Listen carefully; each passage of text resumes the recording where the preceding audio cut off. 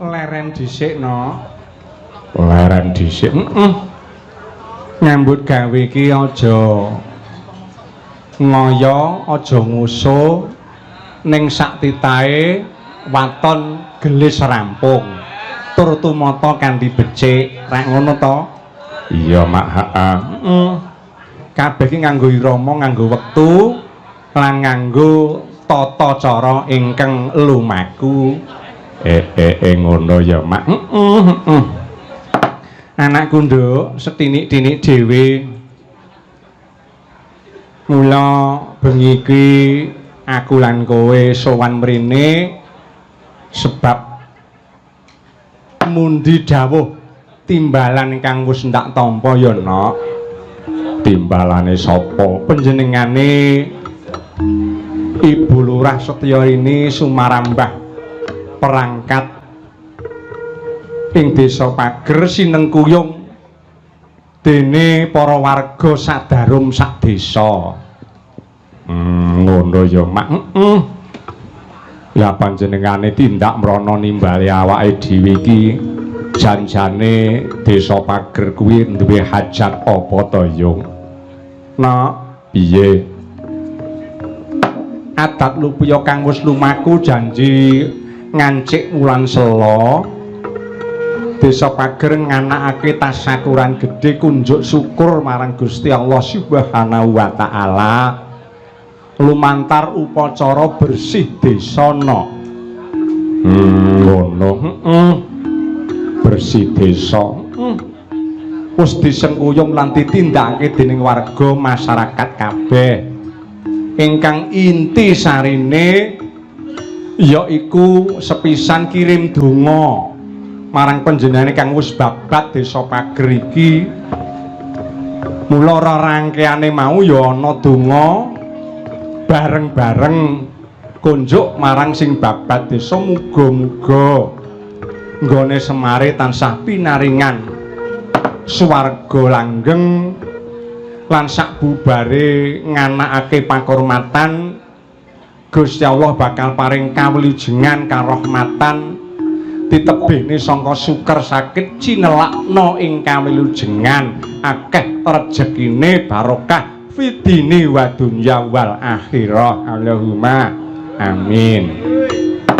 Ingkang sak banjure kanggo srana talining silaturahim ya talining silaturahmi nuwun sewu sak upamane sadurunge iki ana rasa sing ganjil ya kanthi srana ananing bersih desa kuwi kabeh padha wis ngrumangsani lan andarbeni minangka dadi penduduk Desa Pager ngrumangsa ngrungkepi lan duweni mula sayuk saeka kapti ngayahi jejiban bareng-bareng sayuk manunggal gotong royong ya ibu-ibu ya bapak-bapak ya kaum pemuda lan para pelajare sengkut gumregut nggone nindakake bebrayan mula ora aneh no capaian-capaian prestasi sing wis diaturake benjanane Pak Camat mau alhamdulillah wis dicapai dening Desa Pager ingkang hebat kaya mengkene. Allahumma amin. Iki PR berat tumrape pamarentah ing ngasta pusarane ngadil ana desa lire abot piye lah ya paling ora ya kudu bertahan sak bisa-bisa kudu meningkatake kualitasnya sumber daya manusiane ditingkatake kanggo srana lancare wewangunan lahir lan batin. Ngono ya mula ngaturake agenge panuwun ya Nok awake dhewe wis tinimbalan sowan komplit. Ujupe ngrasa mung tansah nyuwun ngersane Gusti Allah muga-muga tansah ginanjar kawilujengan apa kasinedya dadi kang jinangkah bisa gagah bisa lestari hayam lan hayam adil lan makmur sakjroning adil ditebihne sangka suker sakit cinelakna ing karahayon. Allahumma amin. Iki aku bakal kunjuk reretan dandang kula larase pelok katur marang panjenengan ingkang lenggah mligine panjenengan ingkang ngasta pusarane ngadil. Oh ngono. Dandang gulane piye? muji syukur konjok marang Gusti pamarentah desa pager nyata manunggal masyarakat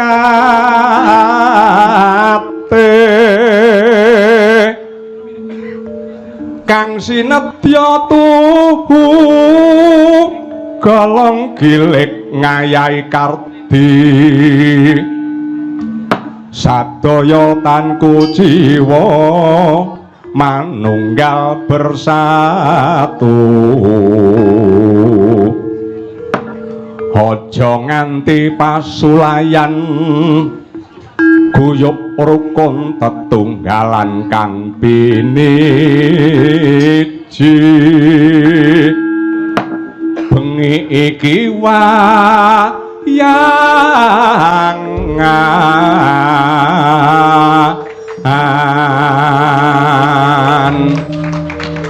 iki pupuh sepisan kowe iso dandang gula alah upil apa ora iso iki waton sukon wulane guru gatra guru wilangane wis pono alah gampang karo numpak montor wae ketemu kok mak tenane coba rungokno yen wayangan dalange ya iki Ki Sumanto asli Ponorogo bergas lan pengrawite terus tebou sindene ayu-ayu iya toh bisa gawe sengseme ati terus regane ora larang nah iki lak senengi ning kene iki mung sendika dawuh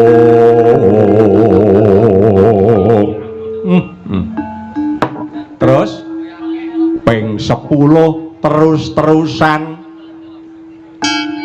genep ping 11 tak wenehi gratis lah iki sing marai dok diksur ya iki digenah sing gratis sampane wong mrene iki komplit kok sing gratis dalange lah ngono lho liyane ya diitung pungkasane no upamane sapa wae panjenengane Pak Camat lan setape ugi pepundhen kula Pak Dewan oh ngono ugi pepundhen kula para Demang sak kecamatan Bungkal ugi para pamirsa mboten saged kula sebat setunggal mbaka setunggal ngaturaken ageng panuwun jeneng sampun kepareng rawuh ugi berkahi paring pangestu jumating panjenengan ibu-ibu Setyarini anggenipun kagungan hajat ingkang mekaten oh ngono ya mak lan ageng panuwun awake dhewe tinimbalan sowan mau didherekake sedulurku sing saka Pacitan sing taun iki lagi naik daun apa ya daun sing kena ditumpaki jenenge naik daun kok uga para kadang-kadang pengrawit lan seniwati sing wis samekta gati siaga diri nduk ngono ya mak nyandi wae ora keri pokoke iki time ya wis iki ana sithik ya dingai sithik nek akeh ya dingai diratake nguturae sithik ya wis men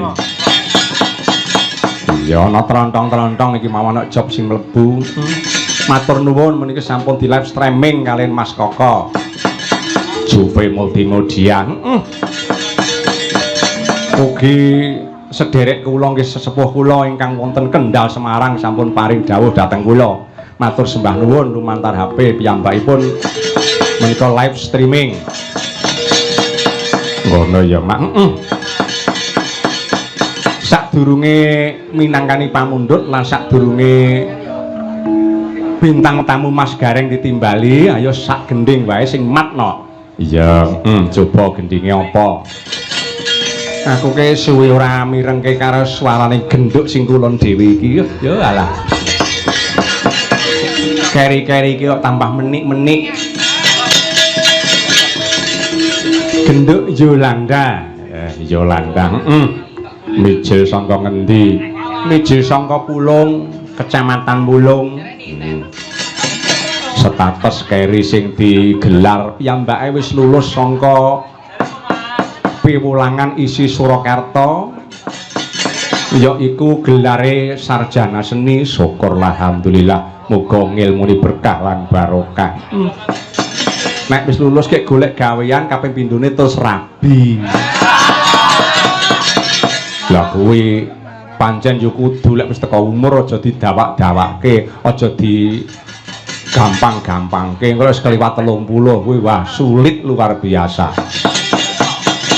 Iki dirungokne Nduk yo lah. Iya. Ya klebu sing urung barang kuwi dimirengne. Pancen masa-masa ngono kuwi ya kudu entang kek golek pasangan mergo wong jagat iki kudu berpasang-pasangan. Iya. Ayo nok suwi ra mirengke mijilmu nok. Goplak nok laras pelok patete nenem. Coba. Ki ya uga nate nderek adon-adon sinden idol. Oh ngono. Tingkat nasional. Suarane ngalus, wah jan lembut. Iso gawe panglipur tenan. Ayo nok, kaya ngapa swara masmu nok?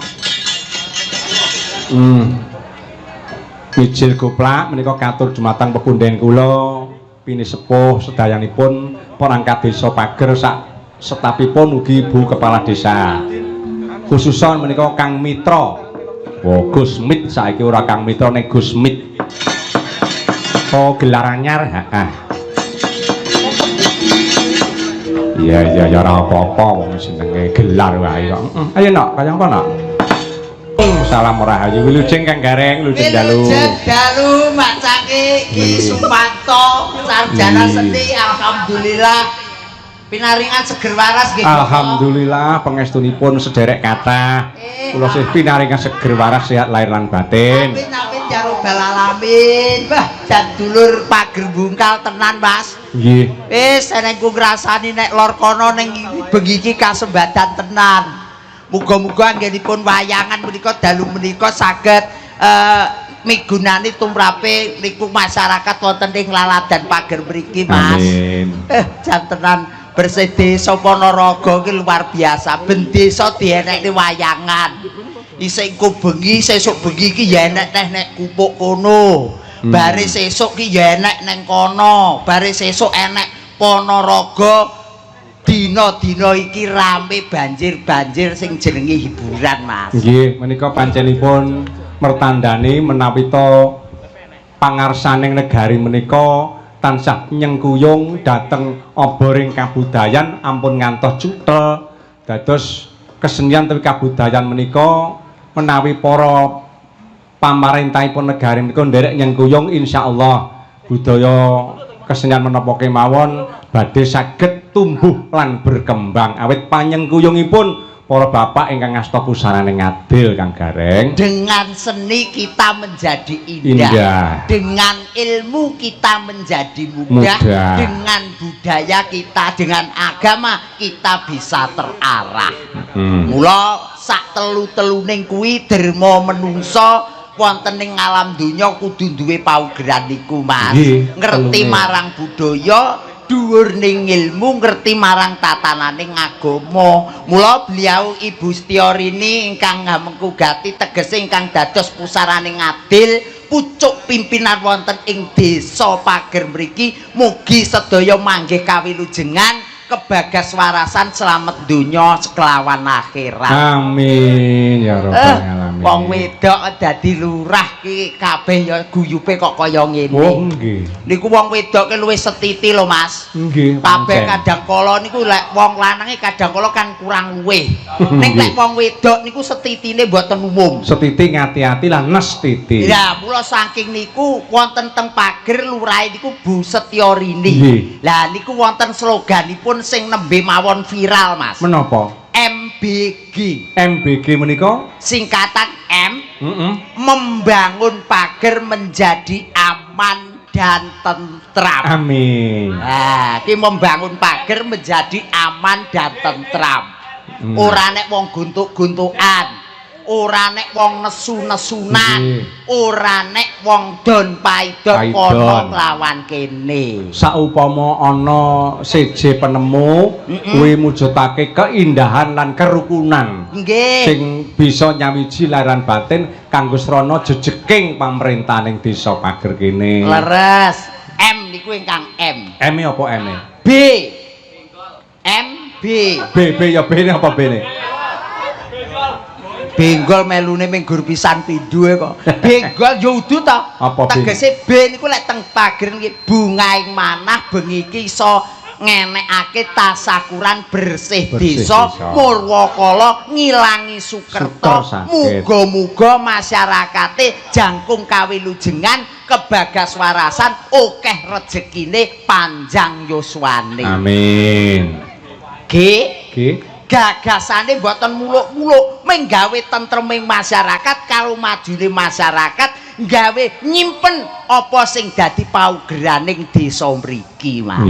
Ora dilalekne nadan cilik iki ya tetep wayangan gede apa meneh iku slogane MBG iki Wak Bustiarini kok ya nggih menika ugi jumbuh kalian prestasi ingkang sampun dipun raih ing taun 2020 napa-napa niku menika dalam rangka lomba desa hebat sekabupaten Ponorogo. Wah tenang Desa Pager mendapatkan peringkat 3 dari 12 peserta sekabupaten. Tepuk tangan. Wong desa wis sing nomor 1 lho Mas. Tapi wong dadi desa sing nomor 1 abot banget lho Mas. Tanggung jawabnya abot. Lek urung iso dadi nomor 1 sik kepenak menjadi proses, menjadi PR. Ning lek wis dadi juara, gawe pempertahanan niku angel banget Mas. Oh nggih angel, bertahan niku angel. Bertahan niku angel. Menek wae lek dhuwur niku teol mestine nyeblok. Jeblok. Dhuwur sundul dhuwur ya mestine nyeblok. Mula mempertahankan diri itu sangat sulit. Wong ki lek liwit dhuwur aja bingung nengmu gawe bubrahing masyarakat lek isih ndek aja ngantek ming nrimo apa anane. Niku mula masyarakat Pager niku saestu Pak Manto. Wah, guyub rukun tenan. Jenenge desa di nomor 1 niki ya tenan lho Mas. Nggonku lomba desa iki sing paling digedhingi dulur-dulur ki gur 1. Apa? Kon gawe tempat sampah. Wong gawe tempat sampah ki rak kudune wis sangka naruni dhewe-dhewe sangka keikhlasan tanpa diperintah gawe supaya resik lingkungane. Lah ya ngomong apa ngono ning nadane wong lek diperintahi kon gawe nggon sampah angele ram. Senengane ming nggon diguang turut kalenan, diguang ning nggone got-got, apa anane jug-jugane ming nggon banjir ngrugekne awake dhewe. Niku mula kadang kala wong ki lek mekengkeng kaku atine ora percaya karo peraturane kadang kala dadi bebaya sing ora bener Mas. Niku najan niku Bustiarini priyayi putri anggenipun kadang kala sambatan lek bapak-bapake sing ngasta kaya Mbah Kupuk, kaya Mbah Sambilawang ngoten niku kan betone lek tenggene kerja bakti kan beton apa niku pacul lho Mas. Jenenge wong lanang beda karo Bustiarini. Nggih. Gawane gitik. Dadine lek ora manut ngoten nggih digebuki ngoten. Wong wedok kok ya apa padakne niki. Lah nggih muga-muga anggenipun tasakuran bersih desa Pak Manto nggih. Mangke kawilujengan kebagaswarasan boten katalumpen kunjuk dumateng panjenenganipun Mbah Lurah Kecamatan Bungkal mboten katalumpen saking Pak Camat, saking jajaran kepolisian, saking Dan Ramil, Wilujeng Rawuh, Wilujeng Dalu, Wilujeng Pinarak Lenggah kanthi sekeca, mbok menawi menika saking sedulur Pager nggih, Mak Cangik, anggenipun paring sugata kirang nuju prana pangapunten sanget. Jane ngene iki wis di napa paribasane enek-eneng gawe iki wis kadhiyen eneng rancang. Ning semono uga isih eneng barang sing kurang. Iki muga-muga anggenipun panjenengan rawuh menika saged ndedonga muga-muga Pager saged jayeng bawana, saged maju manunggal tresna, manunggal rasa gawekne Pager sing luar biasa. Nggih, amin amin. Wah, jan dongane becik tenan kok jiro lupatmo 6. Nggih, muga-muga bengi iki iso nemahi wahyu. Wahyu kamulyan. Wahyu ing kamulyan, wahyu wahyuning pinara becik wahyuning pinara apik kabeh ingkang rawuh kula dongakne sedaya akeh rejeki Allahumma amin muga-muga panjang yuswa Allahumma amin nemu kahanan sing apik kaya bengi iki dalange Ki Sumanto ping 11 gratis upama terus-terusan kuwi aku ya wis ping 4 iki sik suwi padahal iki setahun kas Bustiarini wis ora ngasta ning kene iki PR ku iki sok ben ditanggap neh apa ora nyuwun karo Gusti Allah nggih wong pancen kabeh iki ana wektune ana masane ya leres Mas dan wektu wis teko masa wis teko ya kudu ditindaki nggih perkara engko sak banjure dilanjut nyumanggaken muga-muga panggih manggih rahayu niskala leres wong kaya uler wae gatele kaya ngono Mas kaya uler iki gatele kaya ngono mlebune ngapokat najan gatel ganas pirang dina wis dadi entung wis dadi entung kuthuk disaduk meneng dipugak ya meneng wae iki iso pirang dina iber iso njayeng bawana iso mirsani dulur-dulur kabeh amin amin amin wah sing ditanjakne sindene nggih Mas nggih nggih setunggil pokok setunggil ugi nggih minangkani panyuwunan Kang Gareng ingkang sampun lumantar WA menika saking pepunden kula Pak Jemikun ingkang saking Sedarat Balong nggih sembah nuwun menika sak rombongan saking Purworejo Tatung lan Muneng nyuwun sesideman matur sembah nuwun ugi menika saking pepunden kula saking Bedikilen nggih Bu Yauni, wah ibu kula menika. Nggih, ibu guru. Mas nuwun sewu, kula najan pacitan dulur lanang niki ngasta teng mriku tenggene Carik Kupuk. Dongakne Kang Rudi muga-muga gek ndang duwe anak. Lek wis duwe anak ku ya gek ndang wayangan. Oh wis mesakne pirang-pirang taun ya ora ndek anak mesakne dulur kula lanang niku. Tesih dipun ganjar dening Gusti, dipun cobi kalih pangeran. Mumpung niki berkah dulur-dulurku anu mriki nggih enggal-enggal pinaringan wahyu kang tinemu Mas Mbah Carik Kupuk ki ya ndang duwe anak. Tenan aku tak dongakne mesakne banget. Wis ngalor ngidul gur karo bojone tok nyawang anake kancane gur ngoweh.